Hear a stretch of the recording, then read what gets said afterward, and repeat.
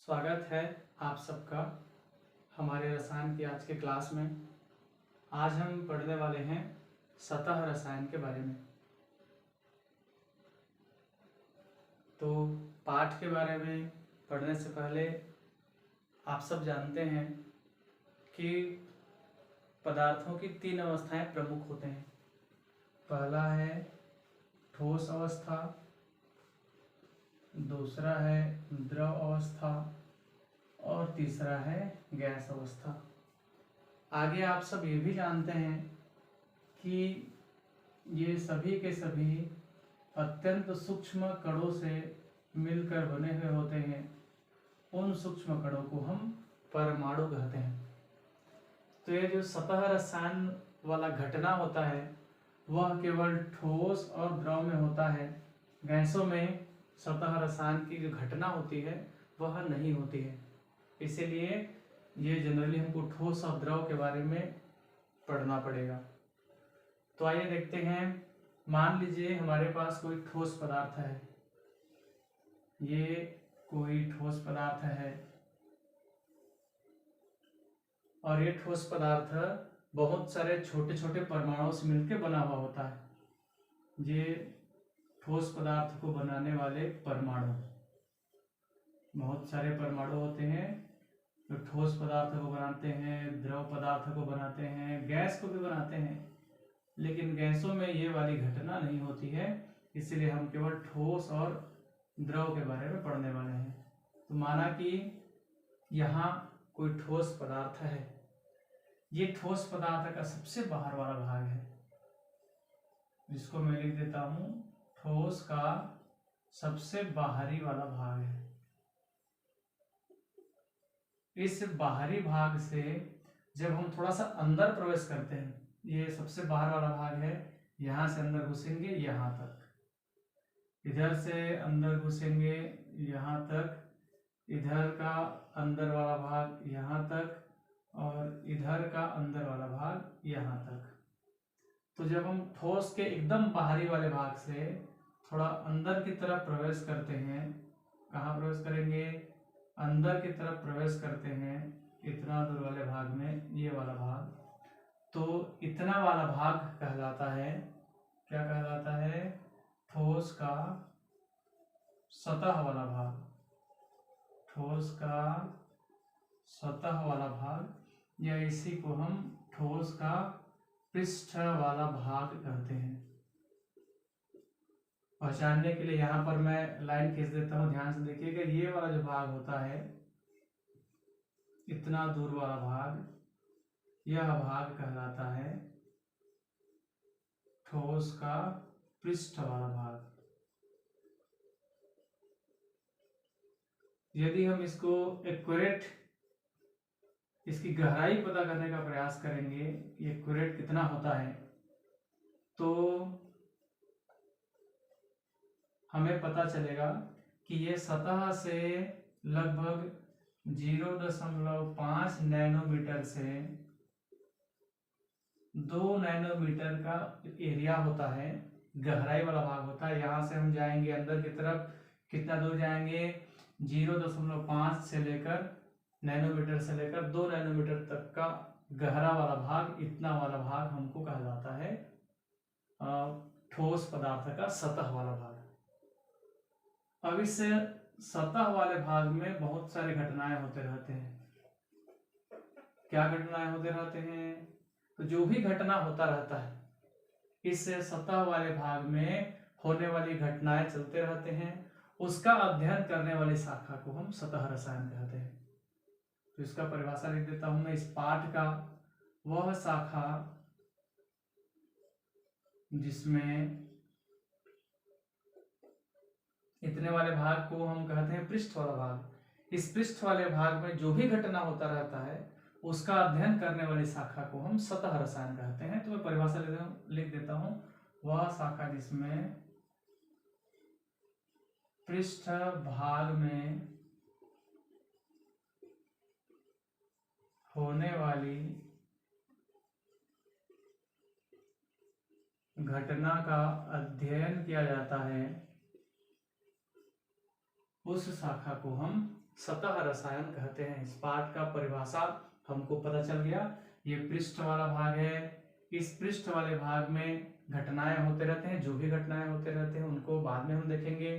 तो यहाँ पर होने वाली घटनाओं का अध्ययन करने वाली शाखा को हम सतह रसायन कहते हैं। अब इस ठोस पदार्थ को हम किसी गैस के संपर्क में लाते हैं। मान लीजिए इधर गैस के छोटे छोटे परमाणु दिखाई दे रहे होंगे, यहाँ कोई भी गैसीय परमाणु होता है, कोई भी गैसीय परमाणु है।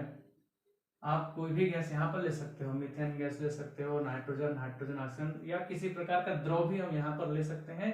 लेकिन मान लेते हैं कि हमने यहाँ पर कोई गैसीय पदार्थ लिया। जब इस गैसीय पदार्थ को इस ठोस पदार्थ के संपर्क में लाते हैं तो ये क्या करता है, इस पृष्ठ वाले भाग में जाकर जमा होना चालू कर देता है। कहाँ जमा होना चालू कर देता है?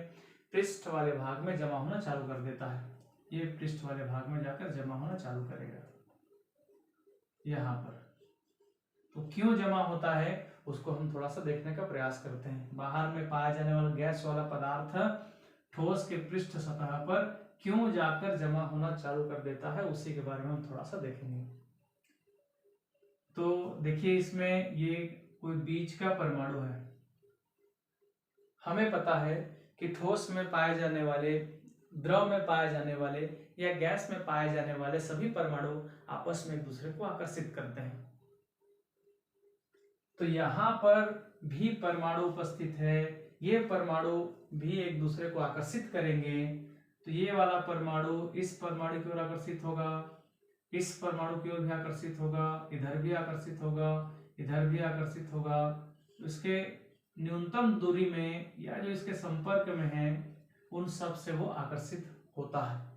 इसी चित्र को मैं इधर बना देता हूं ताकि आपको ये छोटा दिख रहा है, इधर आपको दिखने में आसानी हो। इस परमाणु को इधर भी आकर्षण होगा, इधर भी आकर्षण होगा, इधर भी आकर्षण हो रहा है, मिल रहा है, इधर भी आकर्षण मिल रहा है, इधर भी आकर्षण मिलेगा, इधर भी आकर्षण मिलेगा, इधर भी आकर्षण मिलेगा, इधर भी आकर्षण मिलेगा। तो इसको आकर्षित करने वाले परमाणु सभी दिशाओं में उपस्थित होते हैं और सभी परमाणु समान प्रबलता से इस परमाणु को आकर्षित करते हैं। आकर्षित करने के लिए सभी के सभी बल लगाते हैं। सभी बल का आपस में मान बराबर होता है, इसीलिए बीच में पाए जाने वाले परमाणु पर कैसा बल लगेगा? संतुलित बल लगता है। बीच में पाए जाने वाले परमाणु पर सब तरफ से बराबर मात्रा में बल लगता है, आकर्षण बल, जिसकी वजह से बीच में पाए जाने वाले परमाणु पर लगने वाला बल संतुलित होता है। ये सभी बीच में पाए जाने वाले परमाणु पर इस प्रकार का संतुलित बल लगेगा। लेकिन यदि हम एक किनारे में परमाणु है इसकी बात करें, इस किनारे में परमाणु है, इस किनारे में पाए जाने वाले परमाणु की बात करते हैं तो कैसे होगा?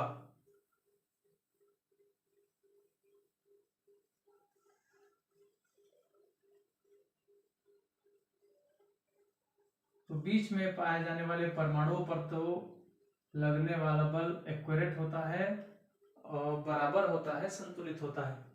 लेकिन यहाँ किनारे किनारे में पाए जाने वाले परमाणु की बात हम एक बार कर लेते हैं।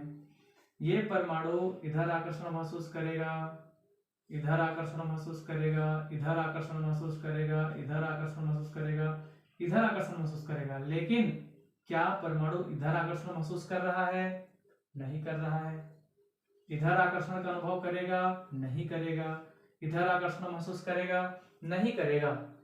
इसी किनारे के परमाणु को यदि मैं यहां पर बना देता हूं तो ये मान लीजिए किनारे का परमाणु है, इसको इधर आकर्षण बल मिल रहा है, इधर भी आकर्षण करने वाला परमाणु है, इधर भी है, इधर भी है और इधर भी है। लेकिन इस तरफ, किस तरफ? इस तरफ उसको आकर्षित करने वाला एक भी परमाणु नहीं है, जिसकी वजह से ये परमाणु अपने आप को खिंचाव महसूस करेगा। किधर खिंचाव महसूस करेगा? जिधर खींचने वालों की संख्या ज्यादा है ये अंदर की तरफ खिंचाव महसूस करेगा। क्यों महसूस करेगा? तो उसका कारण है बाहर की तरफ आकर्षित करने वाले, बल लगाने वाले कोई नहीं है, सब के सब अंदर की तरफ है खींचने वाले। इसीलिए ये सतह पर पाए जाने वाला परमाणु अंदर की तरफ आकर्षण बल का अनुभव करता है। ऐसी स्थिति में इस परमाणु पर लगने वाला कुल बल कैसे हो जाएगा? इस पर लगने वाला कुल बल असंतुलित हो जाता है। कैसा हो जाता है? असंतुलित हो जाता है। याद रखेंगे, बीच में पाए जाने वाले परमाणु को आकर्षित करने के लिए सब तरफ होते हैं, सब बराबर मात्रा में बल लगाते हैं, उस पर लगने वाला कुल बल संतुलित रहता है। किनारे में रहने वाले परमाणु को खींचने वाले परमाणु अंदर की तरफ होते हैं, बाहर की तरफ कोई नहीं होते हैं, इसीलिए उसमें असंतुलित बल लगता है। उसी असंतुलित बल को संतुलित करने के लिए ये गैस के परमाणु जाकर जमा होना चालू कर देते हैं। क्यों जमा होना चालू करते हैं? क्योंकि यहाँ इसको आकर्षण बल, इसके को संतुलित करने के लिए ये परमाणु बाहर जो भी होता है, गैस रहेगा तो गैस जाकर जमा होगा, द्रव होगा तो द्रव जाकर जमा होगा, वो यहाँ पर जाकर जमा होना चालू कर देता है। कहाँ पर जमा होना चालू कर देता है? ठोस पदार्थ के पृष्ठ सतह पर गैस के परमाणु या द्रव के परमाणु जाकर जमा होना चालू कर देते हैं, ताकि बाहर में पाए जाने वाले परमाणुओं के असंतुलित बल को संतुलित किया जा सके। असंतुलित बल को संतुलित किया जा सके, इसीलिए गैस के परमाणु यहाँ पर जाने लगते हैं और इनकी सांद्रता बढ़ने लगती है। सांद्रता कैसे होने लगती है? गैस पदार्थ की सांद्रता बढ़ने लगती है। तो यहाँ पर घटना हो रहा है। कौन सी घटना हो रहा है? बाहर में पाए जाने वाला कोई भी पदार्थ ठोस पदार्थ के सतह पर जाकर जमा हो रहा है। ध्यान से देखिए, बाहर में पाए जाने वाला गैसीय पदार्थ ठोस पदार्थ के सतह पर जाकर जमा हो रहा है। ऐसे जमा होने की घटना को कहा जाता है अधिशोषण।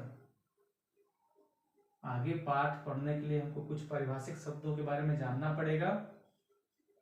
इन्हीं 2-4 पारिभाषिक शब्दों के बारे में मैं आपको बता रहा हूं। तो यहां हमने देखा कि बाहर में पाया जाने वाला गैसीय पदार्थ ठोस पदार्थ के पृष्ठ सतह पर जमा हो रहे हैं। पृष्ठ सतह पर जमा हो रहे हैं। इसी जमा होने की घटना को हम क्या कहते हैं? अधिशोषण कहते हैं। इसका मतलब है इस पृष्ठ वाले भाग पे कौन सा क्रिया हो रहा है? अधिशोषण हो रहा है। इसी के बारे में अध्ययन करने वाले भाग को हम सतह रसायन कहते हैं और इस पूरे पाठ में हमको अधिशोषण के बारे में ही पढ़ना है।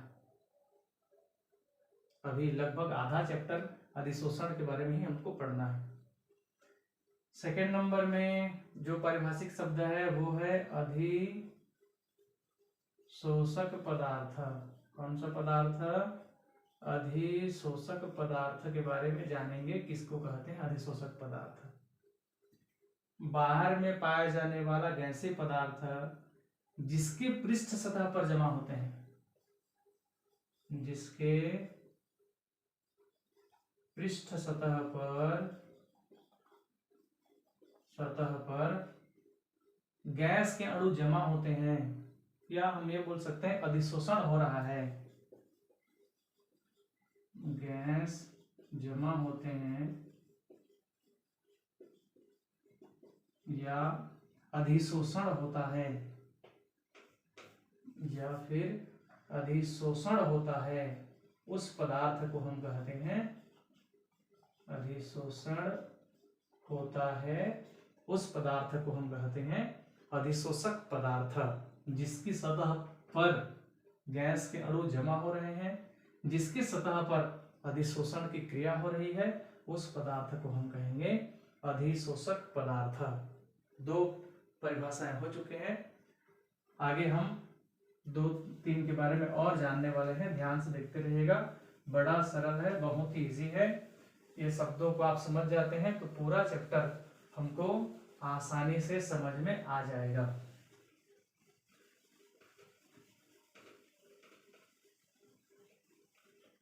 तीसरा पारिभाषिक शब्द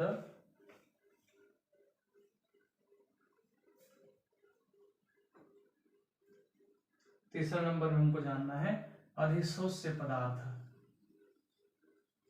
अधिशोष्य पदार्थ, तो ये कौन सा पदार्थ हो गया? अब इधर मैं मिटाकर लिख देता हूं कौन सा पदार्थ कहते हैं इसको। इस पदार्थ को हम कहते हैं अधिशोषक पदार्थ। याद रखेंगे, अधिशोषक पदार्थ है ये। अधिशोषक पदार्थ में जो पदार्थ आकर जमा होता है, यहां से देखेंगे गैस वाला पदार्थ जाकर जमा हो रहा था, तो जमा होने वाले पदार्थ को हम कहते हैं अधिशोष्य पदार्थ। अधिशोषक में, अधिशोषक पदार्थ में जमा होने वाले पदार्थ को, जमा होने वाला पदार्थ को हम अधिशोष्य पदार्थ कहते हैं। एक बार फिर से देखिए, यहाँ का पदार्थ यहाँ जाकर जमा हो रहा है, इस घटना को हम अधिशोषण कहते हैं। जिसके सतह पर अधिशोषण हो रहा है, इसके सतह पर अधिशोषण हो रहा है, इसलिए इसको हम कहेंगे अधिशोषक पदार्थ। जो जाकर जमा होता रहता है, ये जाकर जमा हो रहा है, तो जमा होने वाले पदार्थ को हम अधिशोष्य पदार्थ कहते हैं। चौथा नंबर में है विशोषण। एक शब्द देख लेते हैं, विशोषण क्या होता है। जब यहाँ पर हम गैस को ले आते हैं तो गैस कणों जमा होते रहते हैं, होते रहते हैं, होते रहते हैं। एक समय ऐसे आता है कि गैसीय पदार्थ की सांद्रता बढ़ते बढ़ते बहुत ज्यादा हो जाती है। यहाँ गैस के कण जमा हो रहा है, पहला कण, दूसरा, तीसरा, चौथा, इस तरह से जमा होते होते गैसीय पदार्थ की सांद्रता बहुत ज्यादा बढ़ जाती है। जब बहुत ज्यादा बढ़ जाती है तो नए आने वाले पदार्थ के लिए, नए आने वाले गैस के लिए यहाँ पर कोई जगह नहीं होता है। ऐसे समय में हम क्या करते हैं, जबरदस्ती यहाँ पर गैस को घुसाते हैं। क्या करेंगे, जबरदस्ती या बलपूर्वक या दाब लगाकर इस गैसीय पदार्थ को जबरदस्ती हम यहाँ पर अधिशोषण करने का प्रयास करते हैं। तो ये यहाँ पर जब आता है तो यहां से इस कण को रिप्लेस कर देता है। एक बार ध्यान से सुनिए, जब यहाँ पर गैसीय पदार्थ की सांद्रता बहुत ज्यादा बढ़ चुकी होती है, फिर भी हम बलपूर्वक ताप लगाकर, दाब बढ़ाकर यहाँ पर हम गैसीय पदार्थ का अधिशोषण कराना चाहते हैं, तो ये नया गैसीय पदार्थ आएगा और यहाँ पर जमा होगा, लेकिन पुराने पदार्थ को यहाँ से, पुराने कण को यहाँ से बाहर निकाल देगा। ये कब आ सकता है, जब यहाँ से एक कण बाहर निकलेगा। इस वाले कण को जब हम बाहर निकाल देंगे, इसका जगह खाली हो जाएगा, वहीं पर आकर ये वाला कण आकर जमा होगा।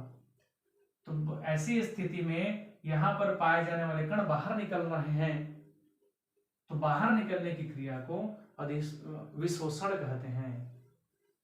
बाहर निकलने की क्रिया को अधिशोषण कहते हैं।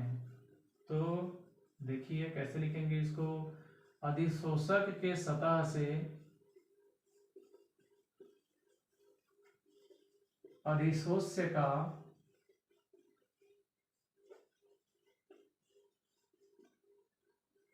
बाहर जाने की क्रिया को विशोषण कहते हैं। बाहर जाने की क्रिया को विशोषण कहते हैं। यहां से अणु तो आ रहा है, इसको धक्का दे देगा, ये बेचारा कहाँ चल दिया, बाहर चला गया। तो सतह से किसी भी गैसीय परमाणु का या अधिशोष्य पदार्थ का बाहर जाने की घटना को हम कहते हैं विशोषण। और पांचवा है अवशोषण।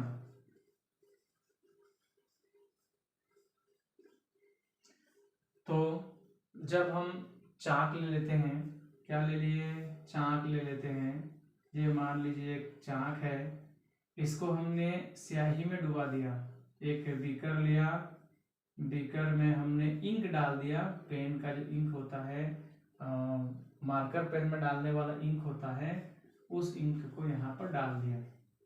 अब चाक को हमने यहाँ पर डुबा दिया।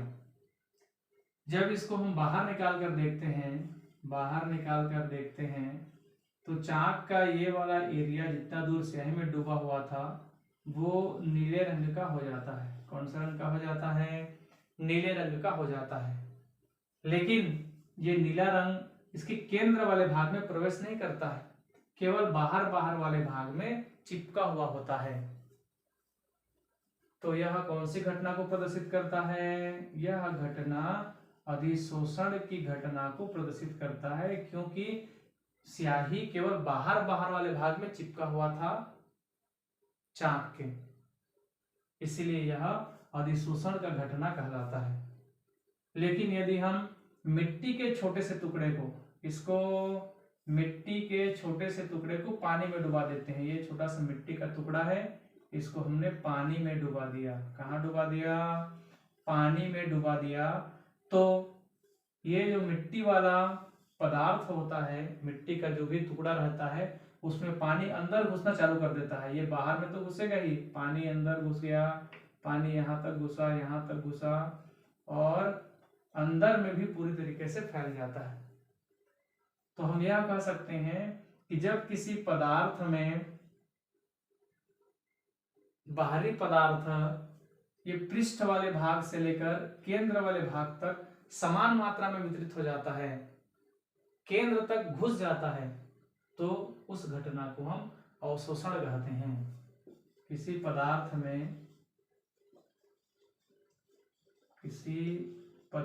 में द्रव पदार्थ या अन्य पदार्थ लिख देता हूं मैं, अन्य पदार्थ का